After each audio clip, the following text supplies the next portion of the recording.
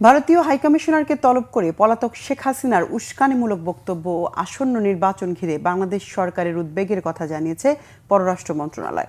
রোববার এক প্রেস বিজ্ঞপ্তিতে এই তথ্য জানায় পররাষ্ট্র মন্ত্রণালয়। এতে বলা হয়, ভারতে অবস্থানরত পলাতক আওয়ামী লীগের সদস্যরা বাংলাদেশ বিরোধী কর্মকাণ্ডে জড়িত।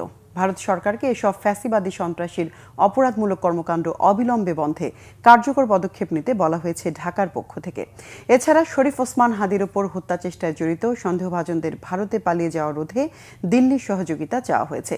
সেই সাথে শেখ হাসিনা এবং আসাদুজ্জামান খান কামালকে দ্রুত প্রত্যার্পণের আহ্বানও জানানো হয়। বলা হয়, প্রতিবেশী দেশ হিসেবে ভারত বাংলাদেশের জনগণের পাশে দাঁড়াবে, এটাই প্রত্যাশিত।